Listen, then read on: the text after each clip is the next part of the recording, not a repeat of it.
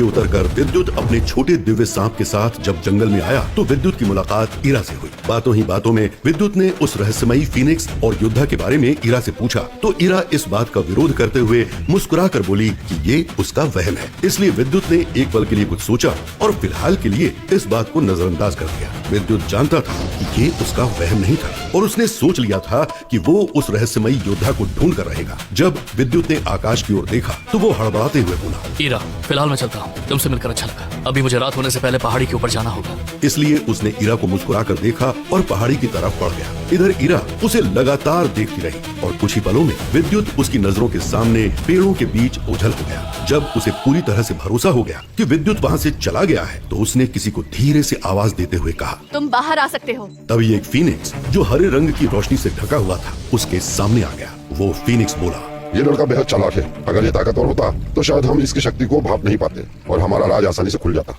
हाँ, ये अभी ताकतवर नहीं हुआ है, पर ये खास है। पता नहीं क्यों, पर मुझे ये लड़का अजीब लगता है। अगर आप कहें तो मैं इसे खत्म कर दूं। अभी ये इतना काबिल नहीं है कि मेरा सामना करके बच सके। कहीं ये आपके लिए मुसीबत ना बन जाए। देखो, ऐसा करने की सोचना भी मत। ये लड़का नेक दिल है। इसने मेरी और मेरे दोस्तों की मदद की है और तुम शायद भूल गए हो। हम यहाँ 7 रहस्यमय योद्धाओं को ढूंढने के लिए आए हैं, जिससे हम आदिदेव की उस रहस्यमय मणि को हासिल कर सके, जिसके अंदर छिपी है एक खतरनाक और सबसे पावरफुल तकनीक, जिसका मुकाबला कोई भी योद्धा नहीं कर सकता। एक बार मैं उस तकनीक को हासिल कर लूं, उसके बाद मैं पूरे साम्राज्य को खत्म कर दूंगी।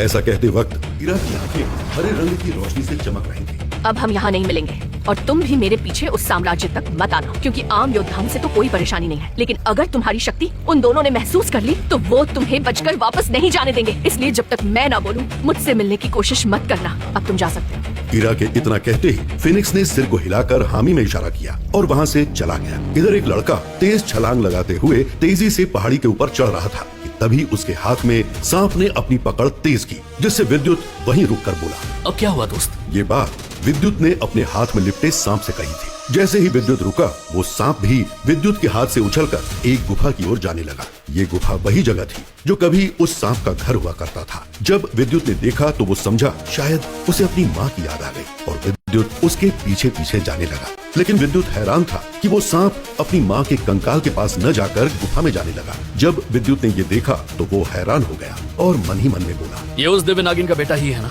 यकीन नहीं होता कल उसकी माँ की इसी जगह पर मृत्यु हुई और आज उसने इस कंकाल को देखा तक नहीं। वहीं दूसरी तरफ विद्युत शायद नन्हे दिव्य नाग नागेश के मन में चल रहे तूफान को समझ ही नहीं पाया था। जानवर बोल नहीं सकते, इसलिए अक्सर उनकी फीलिंग्स इंसान समझ नहीं पाते। ऐसा ही कुछ हाल इस वक्त विद्युत का था। दिल ही दिल में अपनी मृत माँ को याद करके नन्हा सांप नागेश बेहद दुखी था। उस जगह पर जहाँ वो अपनी प्यारी माँ के साथ अठखेलियां करता था, जहाँ वो अपनी माँ की सुखद छाँव में आराम करता था, और यही वो जगह थी जहाँ उसकी माँ ने अपनी अंतिम सांस ली थी। आज इसी जगह पर उसकी माँ का कंकाल पड़ा हुआ था। कैसे देख सकता था वो अपनी माँ के कंकाल को? इस जगह पर आकर नागेश का दिल छलनी हुआ जा रहा था, लेकिन अफसोस वो अपने दुख को खुलकर जाहिर भी नहीं कर सकता था। नन्हे सांप नागेश ने खुद को संभाला और अपनी माँ की मौत का बदला लेने का मन में दृढ़ निश्चय करते हुए आगे बढ़ने लगा। उसे यूं बेखौफ आगे बढ़ते देख विद्युत चौंक गया और बोला, अरे नन्हे शैतान सांप, रुको, अंदर खतरा हो सकता है। अब तुम्हारी रक्षा के लिए तुम्हारी माँ नहीं है। विद्युत की बात सुनकर नागेश के दिल में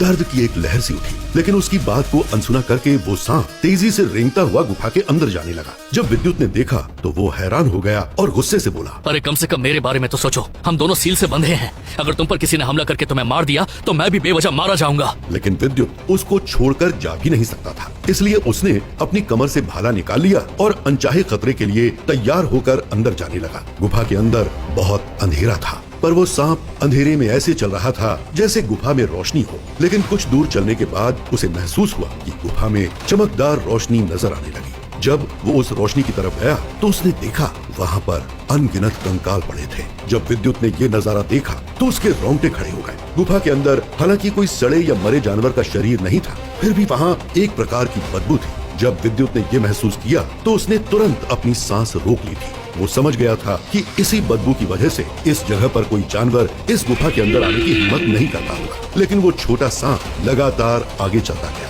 इधर विद्युत ने मन ही मन में सोचा, और कितनी लंबी है ये गुफा? पर कुछ समय बाद गुफा खत्म हो गई और उसे दीवार नजर आने लगी। विद्युत बोला, अरे भाई, अब तो गुफा भी खत्म हो गई, अब तो वापस चल। अगर हमें देर हुई तो आचार्य नाराज हो जाएंगे। लेकिन उस सांप ने विद्युत की बात नहीं मानी और उसे आवाज आई। जब विद्युत ने ये देखा तो वो बोला, अरे तुम पागल हो गए हो क्या? अब क्या तुम्हारा विचार खुदाई करने का है? जब उस छोटे सांप ने ये सुना तो उसने जीभ निकालकर हाँ में सिर हिलाया। जब विद्युत ने ये देखा तो वो सोचने लगा, क्या ये सांप सच में पागल हो गया है? जब विद्युत ने देखा कि वो छोटा सांप लगातार गुफा की आखिरी दीवार पर हमला कर रहा है और उसे तोड़ने की कोशिश कर रहा है, तो उसने सोचा कि माँ को खोने के सदमे से कहीं ये सांप पागल तो नहीं हो गया। इसलिए विद्युत उसे रोकने के लिए आगे बढ़ने लगा। लेकिन जब उस छोटे सांप ने देखा कि विद्युत उसे रोकने के लिए आ रहा है तो वो नाराज हो गया और विद्युत पर हमला करने लगा। नागेश को गुस्से में देख विद्युत ने तेज आवाज में कहा, होश में आओ, ये तुम क्या कर रहे हो? क्या तुम भूल गए अगर तुमने मुझे मारा या जख्मी करने की कोशिश की तो सील के कारण तुम खुद भी जख्मी हो जाओगे। लेकिन उस सांप पर तो जैसे भूत सवार था और वो लगातार जहरीली हवा के हमले करने लगा। अब विद्युत की सांस घुटने लगी और उसने अपने चक्र को जागृत किया और भाले से बिजली का झटका जाकर सांप को लगा। हालांकि विद्युत जानता था वो सांप दिल का बुरा नहीं है, वो बस इस वक्त परेशान और दुखी था, इसलिए हमला कर रहा था। यही वजह थी कि विद्युत ने ये हमला उसको होश में लाने के लिए किया था। विद्युत जानता था इससे उसे भी बिजली का झटका लग सकता था, पर परिणाम इसका उल्टा हुआ, जिसे देखकर विद्युत की आंखें बड़ी हो गई। असल में हुआ ये था कि विद्युत ने जैसे ही आकाश की बिजली से भाले के जरिए छोटे सांप पर हमला किया तो उस सांप ने अभ्यास के दौरान सीखे तरीके की तरह उसे अपनी पूंछ पर लेकर गुफा की उस अंतिम दीवार पर हमला किया। विद्युत ने देखा कि ऐसा करने से उस दीवार पर दरार पड़ गई है। विद्युत को अब समझ आ गया और उसने एक और बिजली का हमला सीधा उस दीवार पर किया और उस पर दरार थोड़ी और बढ़ गई। जब विद्युत ने देखा तो वो सोचते हुए बोला, दोस्त ये काम नहीं करेगा,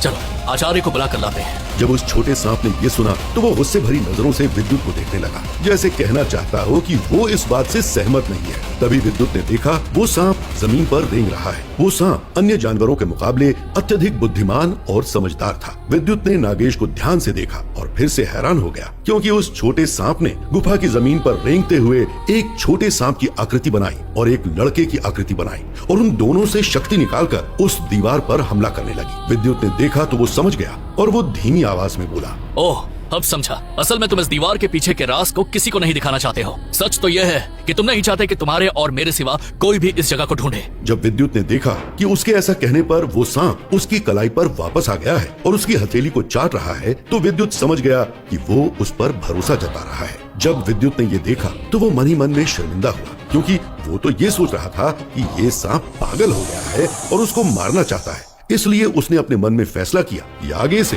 वो उस सांप को कभी अकेला नहीं छोड़ेगा और हमेशा उसका साथ देगा। उसके बाद छोटे सांप ने अपनी पूंछ से विद्युत के साथ मिलकर फिर से आकाशीय बिजली की मदद से लगातार 3 वार किए और थंडर पंच से हमला किया, जिससे उस दीवार के अंदर जाने का रास्ता खुल गया।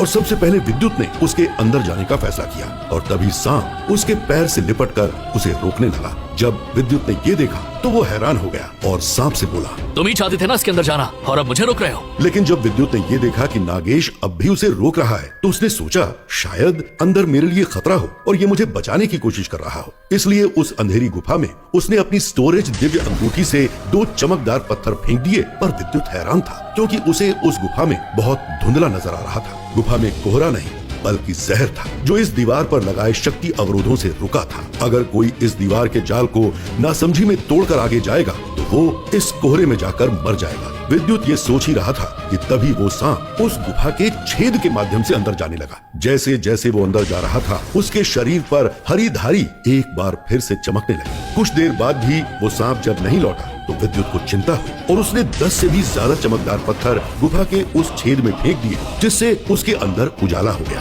हालांकि अब भी गुफा में हरा कोहरा नजर आ रहा था, लेकिन अब विद्युत उस गुफा के अंदर का नजारा देख सकता था। जैसे ही विद्युत ने उस जगह को देखा तो हैरानी से उसकी आंखें फटी की फटी रह गई। आखिर ऐसा क्या देखा विद्युत ने उस गुफा में? क्यों छोटा दिव्य नाग नागेश विद्युत को उस गुफा में लेकर आया है? क्या विद्युत जान पाएगा उस रहस्यमयी फिनिक्स और योद्धा का राज? जानने के लिए सुनते रहिए रहस्यों से भरपूर एक अनदेखी दुनिया की कहानी, ब्रह्म योद्धा द डिस्ट्रॉयर, सिर्फ पॉकेट FM पर।